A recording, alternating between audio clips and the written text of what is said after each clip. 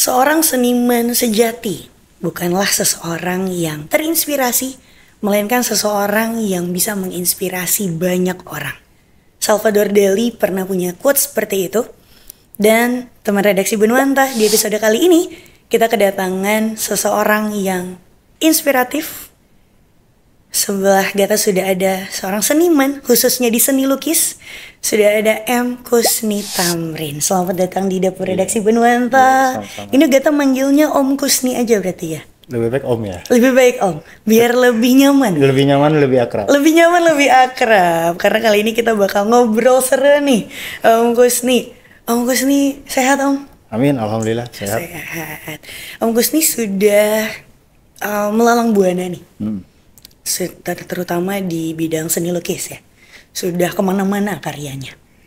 Kalau karya itu ada di Jerman satu, di Jepang juga ada. Sudah di luar Indonesia malah ya Om. Di usia berapa Om saat ini Om? Usia sudah 64. 64. Sudah 64 tahun, 64 tahun berkarya 64. kah? Berkarya itu sejak, kalau senang melukis itu sejak SD ya. Sejak SD, itu di umur berapa Om? Pertama kali? Ya mungkin sekitar umur 10-an tahun. 10-an tahun. Sudah mulai tertarik dengan coret-coretan. Oh, coret-coretan ya waktu itu ya? Sudah melukis berarti di umur 10 tahun. Kalau di anak umur 10 tahun, di zamannya Gata ya Om ya. Biasanya anak-anak itu kalau disuruh ngegambar atau disuruh ngelukis, ngelukisnya itu masih yang gambar pemandangan.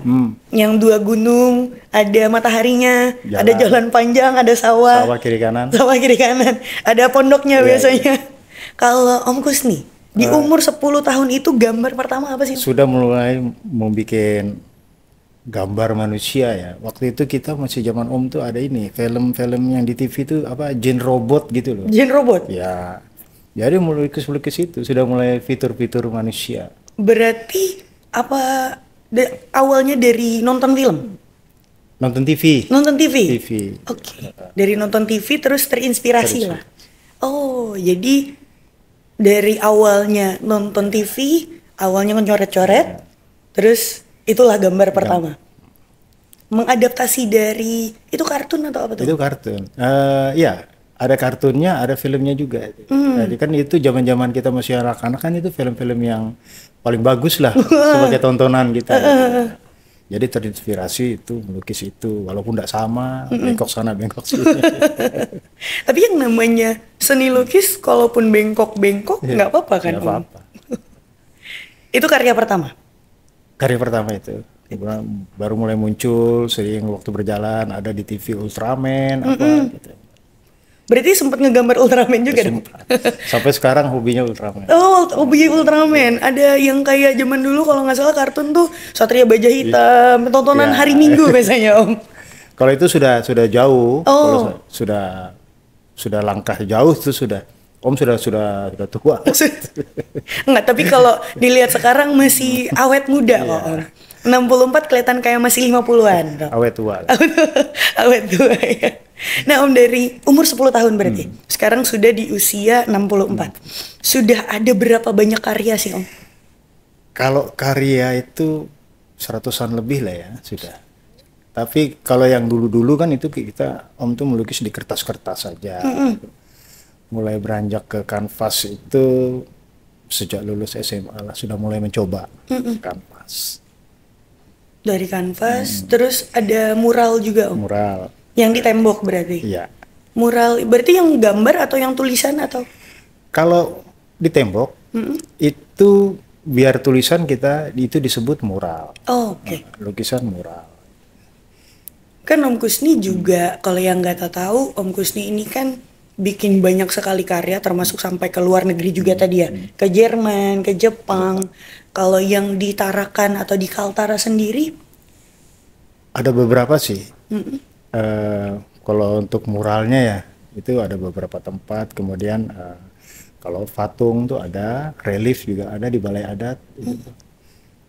Kan Om Kusni juga bikin tugu ya? Ya itu Tugu Minapolitan. Tugu Minapolitan. Tugu kan di Tarakan banyak nih Om. Banyak. Apakah cuman yang Minapolitan kah? Yang Om baru buat yang Minapolitan. Yang Minapolitan. Karena dipercaya oleh wali kota yang lama yang waktu itu, untuk membuat itu. Mm-mm. Dari sekian ratus nih atau sekian banyak karyanya Om Kusni, yang paling berkesan yang mana Om? Yang paling berkesan itu pada saat Om itu tahun 97, itu ketika dipercaya oleh wali kota almarhum Yusuf SK melalui kepala dinasnya Pak Sopyan Raga pada saat itu, kepala dinas PU ya, membuat lukisan Menteri Dalam Negeri. Pada saat itu Menteri Dalam Negeri itu Yogi S. Mehmet, gubernurnya M. Ardan, bupatinya Pak Besing pada saat itu. Oke. Nah itu tinggi lukisan itu 12 meter. Kenapa itu berkesan? Karena pada saat itu ya, pada saat itu momennya Tarakan menjadi kota media. Jadi di stadion itu dulu lapangan terbuka. Tinggi 12 meter, panjangnya itu sepanjang lapangan sepak bola. Panjangnya? Ya, jadi kiri kanannya itu ada perisai tidungnya. Nah, perisai tidungnya itu dari Pak Datin Nurbek. Untuk lukisannya itu Om yang mengerjakan, termasuk pembagian pemecahan wilayah kecamatan. Jadi kecamatan itu ada 4 pada saat itu. Ada 3, timur dan barat pada saat itu. Jadi dipecah jadi 4. Nah, itu Om termasuk membuat petanya apa semua. Tahun 97 Om? Tahun 97. Sampai berarti dari kecamatan awalnya cuma timur sama barat, Ya. sampai sekarang jadi tambah tengah dan utara. Itu Om yang bikin. Wow. Ya, itulah yang berkesan. Sampai hari ini masih diingat ya Om? Karena kenapa itu berkesan? Pada saat itu ada beberapa pelukis di Tarakan ya, diminta Pak Sopyan itu mungkin karena besar, ya medianya besar, ya terpaksa Om lah yang dipercaya. Oh, berarti yang lain bisa dibilang berarti yang dipercaya Om Kusni berarti. Ya, karena tingginya aja sudah 12 meter, kemudian Om itu mengerjakan itu plywood itu hampir 40 lembar. 40 lembar plywood. Jadi dipajang di bawah. Berapa lama Om pengerjaannya waktu itu? Karena mendesak, kita Om mengerjakan itu sekitar 2 minggu. 2 minggu? Mendesaknya 2 minggu? Full time. Wow. Itu dari jam start mulai kerjain dari jam berapa dan setiap harinya selesai di jam berapa? Pagi sampai jam 1 malam. Setiap hari selama 2 minggu. Sampai habis tenaga. Sampai habis tenaga berarti. 14 hari full berarti ya. Kemudian yang kalau untuk di kanvasnya itu yang berkesan itu tahun 2000 itu Om melukis belly dancer. Belly dancer. Belly dancer itu menggunakan cat minyak ya. Dan itu Om sudah mulai mengarah ke ekspresionis tuh. Ekspresionisme. Ekspresionis. Oke. Dan saat ini sekarang lukisannya ada di Jerman. Saat ini. Berarti waktu itu Om bawa lukisan itu ke Jerman? Nah, itu ada yang minta. Oh, ada yang minta. Apakah orang Jerman yang datang ke sini Om? Lalu ngelihat lukisan itu dan ngeliat itu langsung ya sudah dibawa ke sana. Dibawa ke Jerman. Itu yang pertama kali. Yang pertama kali ke luar negeri. Pertama kali keluar negeri, terus pertama kali menggunakan media valet ya, pisau valet itu, dan mencoba menggunakan melukis ekspresionis. Ekspresionis. Itu jenis lukisan berarti Om? Lukisan menggunakan cat minyak. Menggunakan cat minyak. Nah, jenis lukisan tuh ada apa aja emang Om? Kalau lukisan itu banyak ya sebenarnya ya. Ada abstrak, ekspresionis, impresionisme, dekoratif, kontemporer, kubisme, surrealisme, dan realis. Realis. Ya, berarti kalau yang realis yang sama persis seperti realitanya. Persis, ya. Oke. Yang dari semua itu, Om pernah coba semua? Semuanya. Karena para seniman itu kan awal dia melukis itu pasti realis. Pasti. Nanti seiring waktu berjalan mulai merubah. Dia ini mau kemana sebenarnya? Genrenya ya Om ya. Cocoknya dia di mana nih? Nyamannya di mana? Apakah ke dekoratifnya, apakah kontemporernya, ke abstraknya yang lebih menantang gitu ya. Dari kacamata seniman, abstrak itu yang dilihat indahnya dari mananya sih Om?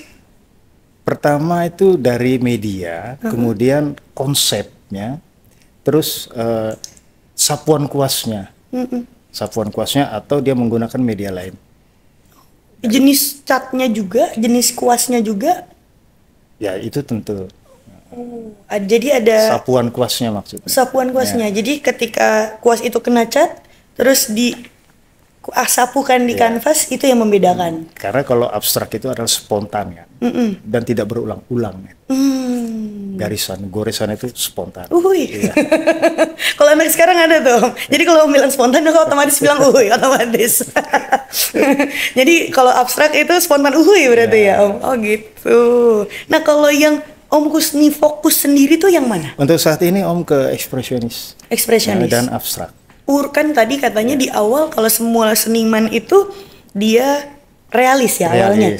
Nah kalau dari Om Kusni sendiri urutannya sampai akhirnya ke apa tadi ekspresionis itu urutannya gimana Om? Ya dari realis pasti Om memang ke realis ya, melukis wajah, ya landscape, ya, pemandangan alam apa itu pasti. Tapi ada titik jenuhnya gitu. Setiap seniman tuh pasti ada titik jenuhnya. Dia nih mau kemana sebenarnya? Nah jadi Om berpikir cobalah Om menggunakan media lain, media yang lebih agak sulit gitu ya, ke ekspresionis. Ya sudah mulai itu sampai saat ini, dan kedua sekarang abstrak dan ekspresionis. Abstrak dan ekspresionis. Ekspresionis berarti lebih mengekspresikan ya Om ya. Memberikan ruang kepada masyarakat. Oh ini loh sebenarnya lukisan gitu. Wow. Nah yang membedakan Om dari awalnya kan ada titik jenuhnya tadi ya Om Kusni bilang, dari segi kacamata seniman. Kalau orang awam kan kalau udah jenuh atau bosan sama sesuatu udah tinggal. Nah yang bikin Om kembali lagi walaupun di jenuh, akhirnya ujungnya ke ekspresionisme itu mengatasi jenuhnya gimana sih Om? Harus konsisten. Seniman itu kan sebuah profesi ya, sebuah pekerjaan, dan dia harus menghasilkan karya. Kalau dia memang betul seniman yang idealis. Menjaga keidealisme itu gimana? Harus konsisten, kita harus berkarya terus. Berkarya terus, karena konsistensi adalah kunci ya. Jadi kalau seniman itu kalau sekedar hobi, dia akan tinggalkan itu karya. Nanti dia datang lagi keinginan dia melukis lagi. Berdasarkan mood berarti ya. Jadi bukan ya seniman itu jangan karya itu dianggap hobi aja, jangan. Karena karya lebih dari itu. Ada kepuasan tersendiri. Contoh misalkan awalnya awalnya iseng doang. Terus pas selesai, apa yang Om rasain? Ada kepuasan tersendiri tuh. Ngelihat karya kita tuh, oh ternyata aku bisa ya. Gitu. Kayak ada semacam challenge ke diri sendiri. Kayak ternyata aku bisa nge-conquer challenge itu ya diri sendiri. Wow, keren banget.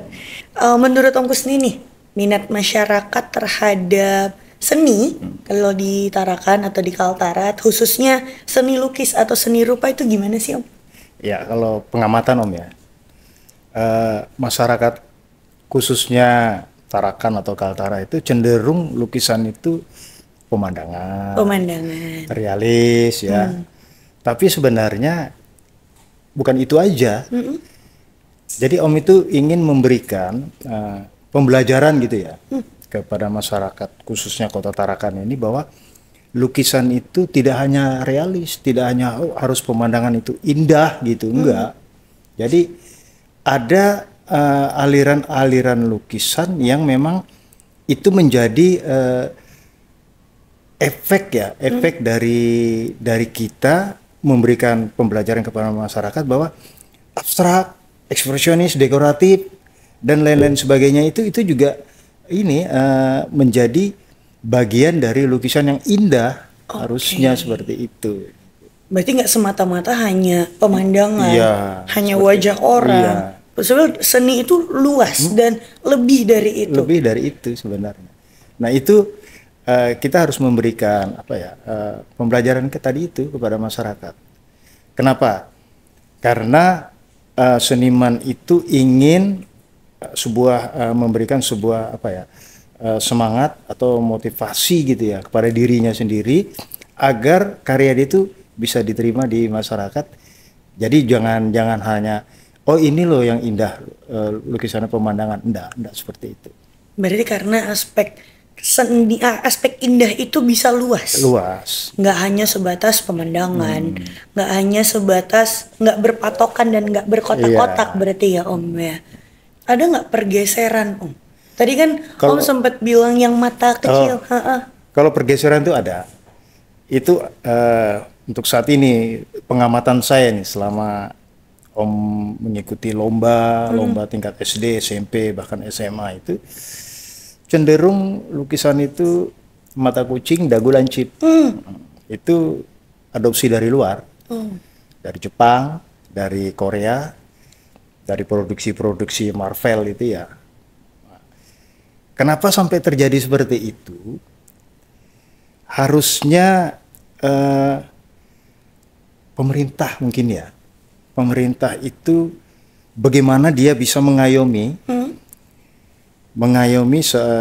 para seniman ini agar memberikan pembelajaran kepada masyarakat supaya ini tidak masuk terus ini adopsi dari luar. Karena dulu itu kita melukis itu memang walaupun wujudnya tidak seperti mata besar itu ya, mata kucing, dagu lancip. Kita kan dulu natural aja tuh melukis. Walaupun melukis kartun itu kan natural aja sebenarnya. Ya itu pengaruhnya seperti itu. Jadi harus ada ini filter ya. Filter dari luar. Tapi walaupun melukis itu tidak ada batasnya. Kebebasan berekspresi itu tidak ada batasnya, seperti itu. Seni adalah tempat untuk berekspresi seluasnya dan sebebasnya.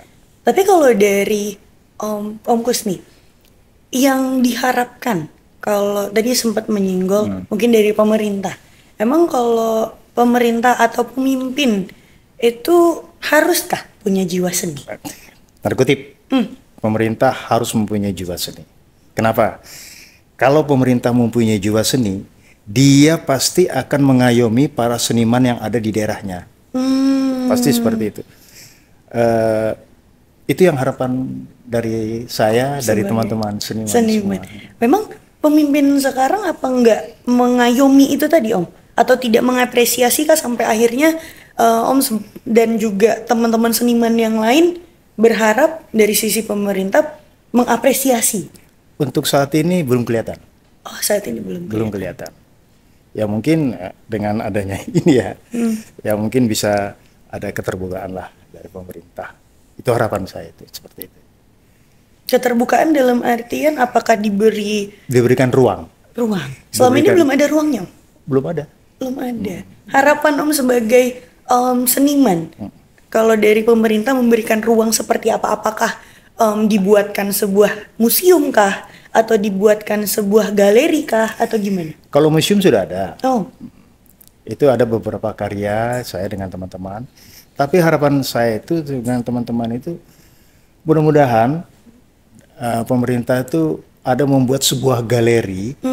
Kenapa perlu banget tuh galeri? Karena karya teman-teman ini itu bisa dipajang di galeri. Kita bisa pameran di situ. Dan orang masyarakat bisa datang dan ada audiens dengan para senimannya. Kalau itu bisa terwujud, artinya PAD dari pemerintah itu pasti akan masuk juga. Setelah itu budaya khususnya seni rupa di Kota Tarakan itu bisa lebih terangkat, lebih luas, lebih naik lagi ya, dari sisi pariwisata juga bisa nambah lagi. Tarakan ini ada punya galeri seni rupa loh. Gitu.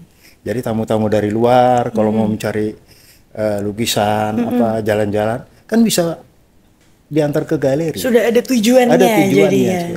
Berarti untuk sekarang apa ada untuk kedepannya juga apa Om sudah punya galeri sendiri kah atau sudah punya plan atau rencana untuk buat pameran sendiri Om gimana? Kalau pemerintah belum ada galeri, belum ada sama sekali. Kalau galeri pribadi Om ada.